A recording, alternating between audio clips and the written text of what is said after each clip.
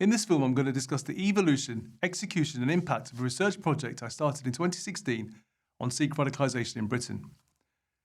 In November 2015, I'd seen Indian media widely reporting that the Indian Prime Minister, Mr. Narendra Modi, would be raising the issue of Sikh radicalisation in Britain with the then British Prime Minister, David Cameron. During Mr. Modi's visit, a number of headlines about Sikh radicalisation in Britain appeared in both Indian and British media, reporting about a dossier which was allegedly being presented to the British government by Mr. Modi. According to these Indian television and newspaper reports, the dossier included numerous allegations about terror activities being carried out by Sikhs in Britain. What's particularly fascinating is that British MPs asked the government twice about the dossier, and on both occasions the government denied receiving the dossier. I'd also observed a number of incidents taking place in Britain involving Sikhs, from the Bearsty affair in Birmingham to protests in Grays and Dudley against the serving of alcohol and meat in halls owned by Gurdwaras. There was also a protest against the screening of the film Nanak Shah Fakir, which led to the evacuation of a cinema in Wolverhampton in April 2015, and protests against mixed faith Anand Garage taking place in Gurdwaras in 2016. I found this all really interesting and realised that there was very little to no research on these various incidents and wanted to examine the following questions. What are the realities of Sikh radicalisation? Which incidents have taken place involving Sikhs and why? What are the different political, religious and socio-cultural reasons? Which narratives and issues are more commonly cited by Sikhs in relation to these protests and incidents? How are these narratives transmitted and framed in the media? What are the different types of Sikh activism and the key issues of focus? In 2016, CREST released a call for projects which I successfully applied to carry out the research. I'll cover the key findings of the research in another series of films, but in this film I'll be talking about the execution and impact of the project. The research was conducted in a number of ways, using archives and examining historical and contemporary media to understand the context and framing of Sikh issues and incidents. I also interviewed 20 self-identifying Sikh activists in Britain. Once I'd written the draft, which was in May 2017, rather than simply publishing the report, I wanted to obtain feedback on the emerging findings. As well as presenting at national and international academic conferences, I also presented to members of the Sikh community in Britain, many of whom lived through some of the events I was describing. From mid to late 2017, I presented at the International Sikh Research Conference at the University of Warwick, then in central London, organised by the Sikh Education Council, then in Southall, organised by the Sikh Press Association, and finally in Leeds at the KSA Primary in October 2017. Presenting at these events allowed me to test my research to see if I'd gathered an accurate record of all the various incidents, narratives and issues. Although all the events were open to the public, the rule was that there would be no live streaming or tweeting and that anything discussed would be under Chatham House rules, i.e. would stay in the room. This was to ensure that the discussion during and following the presentations would be as open and frank as possible. The events went really well, with comments including, "This is the first time that I've seen and experienced this kind of engagement between the community and academia." I received very useful feedback and comments, which I incorporated into the report where relevant. I had been working full-time within the Sikh community for approximately 2 years, and I'd never seen an event like this where an academic would actually open doors to connect directly with so many people within the community and not kind of cherry-pick their own people that, might be most beneficial for their aim and their agendas, where things were kind of so open and things were made so accessible. At the same time, protocol was followed, things weren't put out on social media, no pictures, no video recordings. I think that added to the level of trust or within these kind of circles that were created for these events.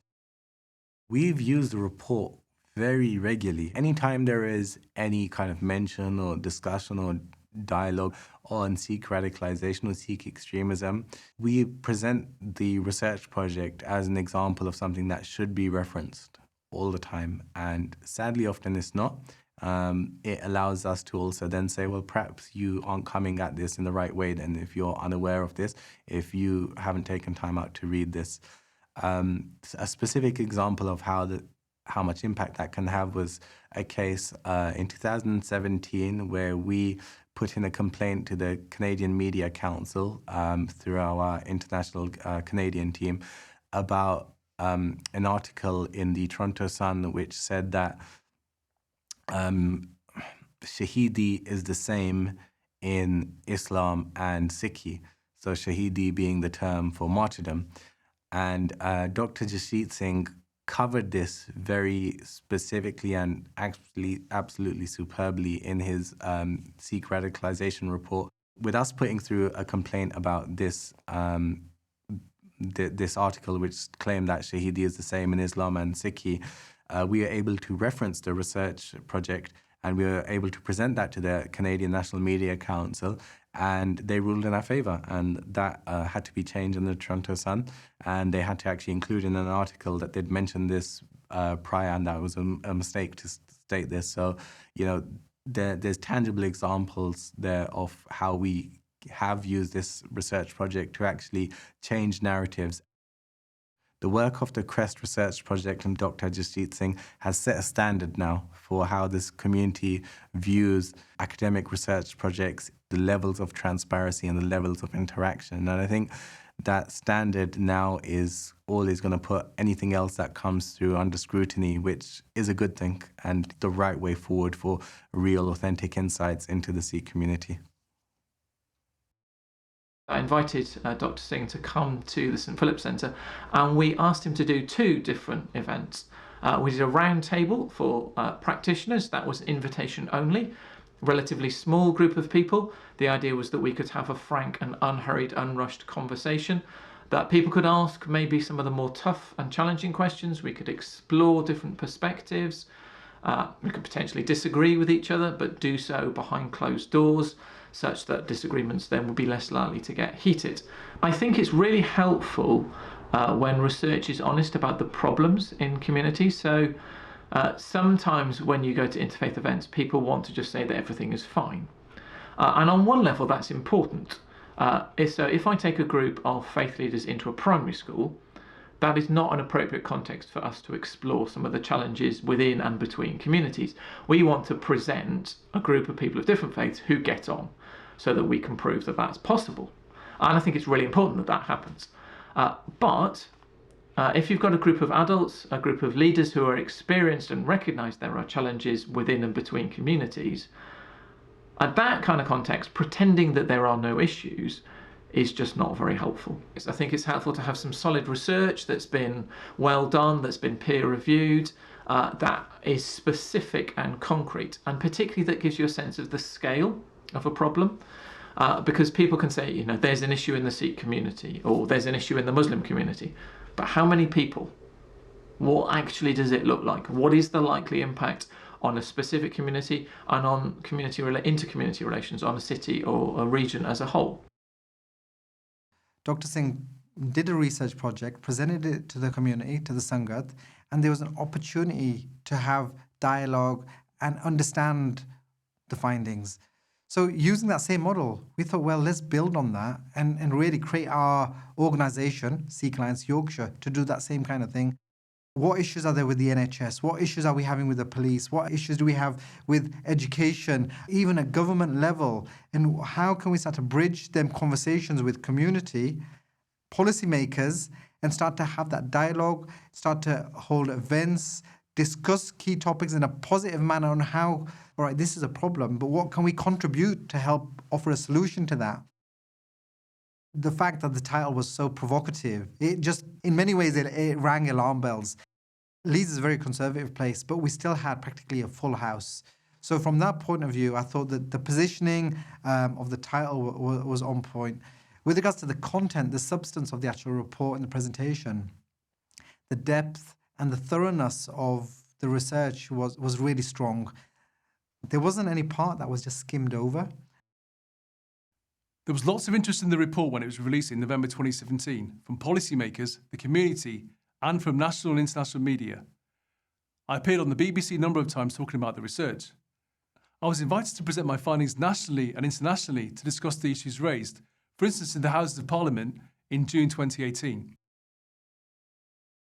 Well, there are too many anecdotes, but not enough rigorous academic research. So more initiatives as undertaken by Dr. Jasjit Singh are very much needed, because we as legislators are constantly looking for rigorous academic research in order to make those informed decisions, but also in terms of reaching the right conclusions.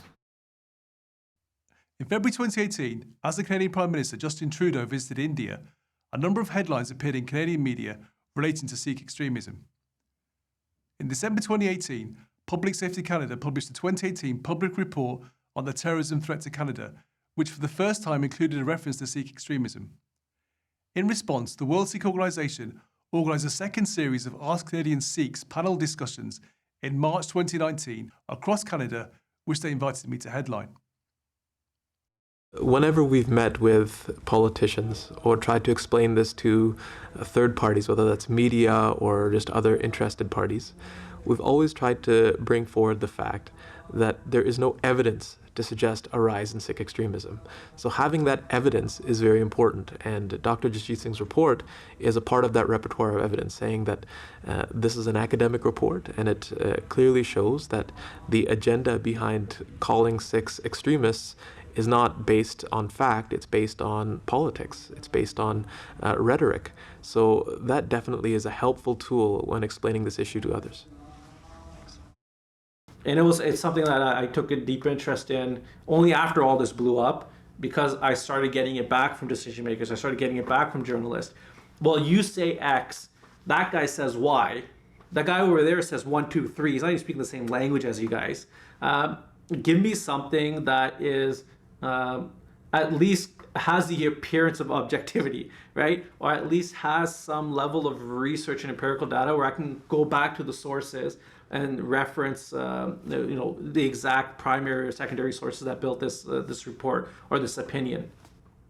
This is where Dr. Jasjit Singh's work comes in, because it became one of the few tools we had at our disposal to actually hold up and say, here's a piece of, peer-reviewed, university, post-secondary level critical analysis of activism and radicalization, or the lack actually thereof, in our Sikh community that is often misconstrued as being such.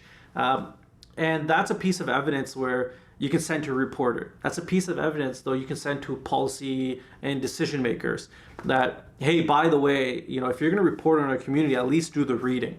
And here's one piece of research that is credible. It has that seal of authenticity of scholarship, that it can be sourced. On reflection, the innovative methods I used enabled me to gather valuable insights to ensure the research was reliable and valid, and demonstrated the importance of holding open access public consultations, which built trust with the community. My engagement with policymakers, media, and the community throughout the project meant that the findings were impactful as they emerged. This engagement also ensured that the open access resources I produced are actually being used to guide media discourses and policy.